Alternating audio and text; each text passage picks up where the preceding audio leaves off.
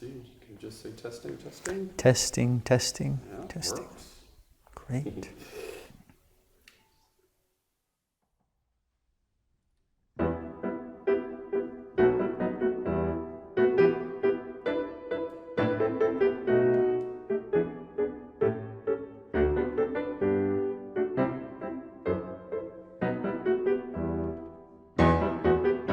Hello, I'm Stephen Beus. I'm a pianist and a teacher.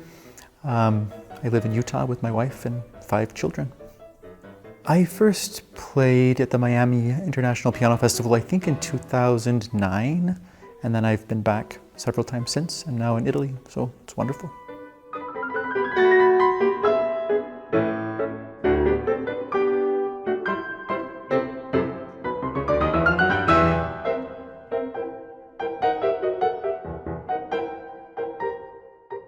Describe Giselle Brodsky in one sentence.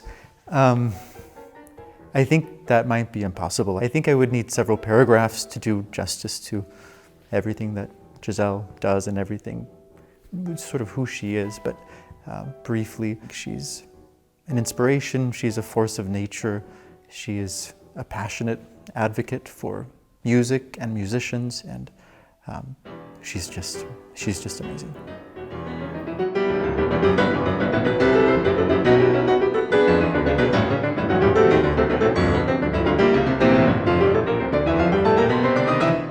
What is the Miami International Piano Festival?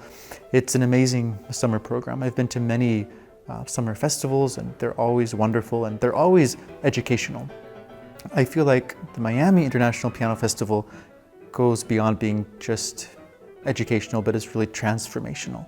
I feel like being in this 17th century villa and not just reading about like historic keyboard instruments, not just reading about Haydn's piano, for example, but actually playing on it, actually being in a room that makes you think of Haydn and hearing an expert play on these instruments. This is more than just an education. I feel like people leave this festival changed, really transformed.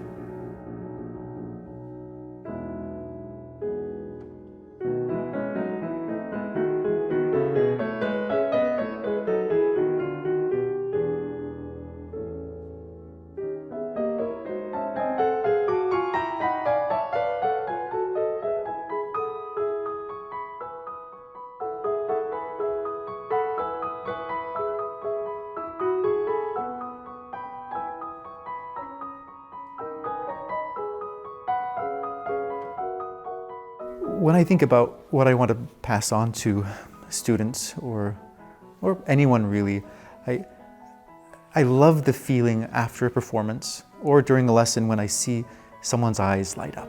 If they come after a recital and maybe there is some piece that turned them on to that particular piece or to the music, that's somehow what I feel like I want music to do for people. Sometimes we think about classical music as something that you appreciate from a distance. You put it in a museum and you put it behind like glass. You appreciate it from a distance. I feel like classical music should not be that.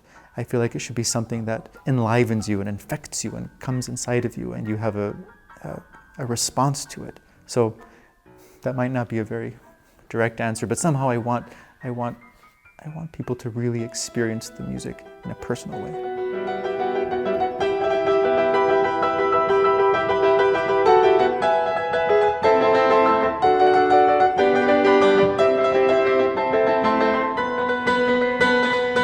So the piece I recorded today was Alkan's Feast of Aesop. It's really a fascinating piece of music, and whenever I play a piece, I like to try to make friends with the composer, learn about them, but also learn to like them. Sometimes that's more difficult to relate to someone, and I feel like Alkan is one of the more interesting composers that I've studied. I mean, he was a friend of Chopin and Liszt, but his style was quite different. I feel like in some ways he was allergic to the kind of romanticism that we hear and that was sort of common in the 19th century. He had his own kind of genius and his own way of expressing this music, and I think it's incredibly distinctive. I mean, he was something of a recluse for like 20 years. He didn't leave his house, and we don't know a whole lot about what he was doing during those years, and I just feel like his music is, of course, it's the product of a genius, but there's also something that, I don't know what the right word is, unhinged, I don't think is quite the right word, but it's not a safe sort of piece to play. It's not something that's sort of really tidy and put together. It's this genius that sort of cannot be bound, and the creativity is astounding, and it's really fun to play.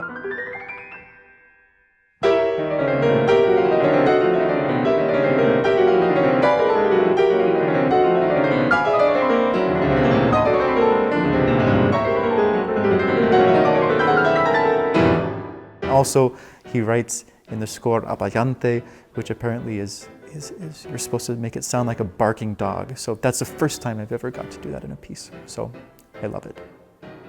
My mental approach for preparing a piece of music, I guess I do have like systems that I try to follow. I mean, analyzing the piece of music, thinking about where it exists in context, maybe of the composer's output, and also other composers who lived around the same time.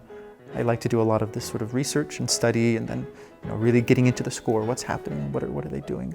But I also try to get away from systems and just think, what does this piece mean on its own? What does it mean in today, as opposed to whatever 150 years ago or whenever a piece was written? Also, I think, like, what does it mean in any given moment? Like, I'm a different person than I was yesterday, and maybe I'll play it differently today. And always having kind of trying to have a fresh approach to it.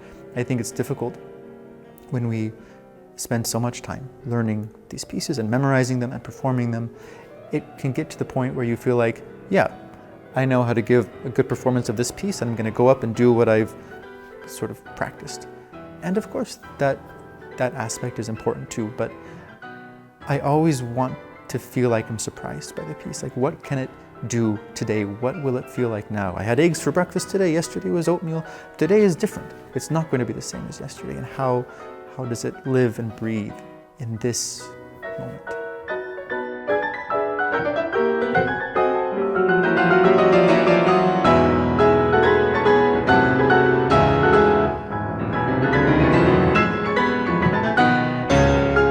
What is music?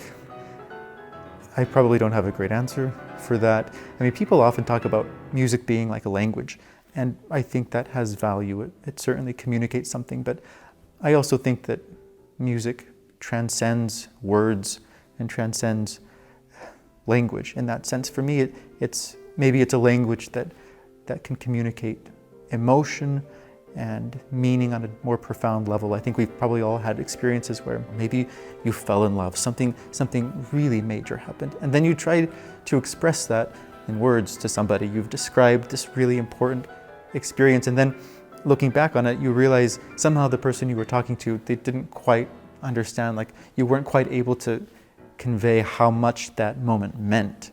And I feel like that's when language is inadequate, and that's when music can communicate something without words. What is a piano? Well, it's of course the king of all the instruments. It's possible that I'm biased in that response, but I love the piano. I never get bored of the sound of the piano because it really can imitate a world of sounds. I mean, we have string quartets, string quartet music in our piano repertoire. It has to sound like a string quartet. Or we have so much music that imitates the voice and an accompanist. There's just so much variety. There's so much that can be done with the piano. I mean, Beethoven didn't write 32 sonatas for any other instrument except for the piano. So I think there is something special about the piano.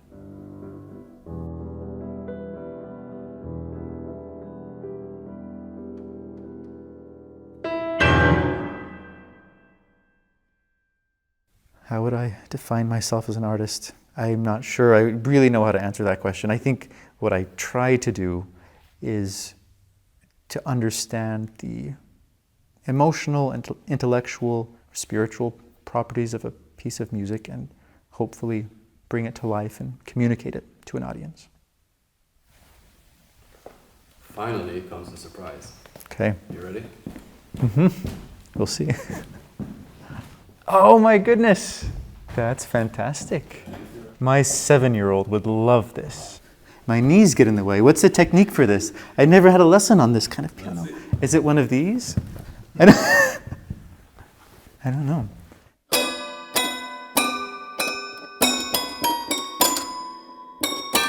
I broke it.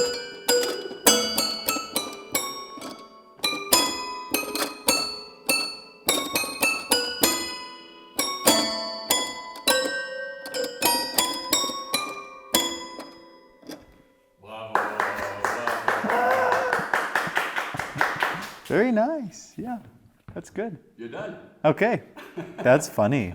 That's fun. There's like a. It's not quite the. What pitch is it?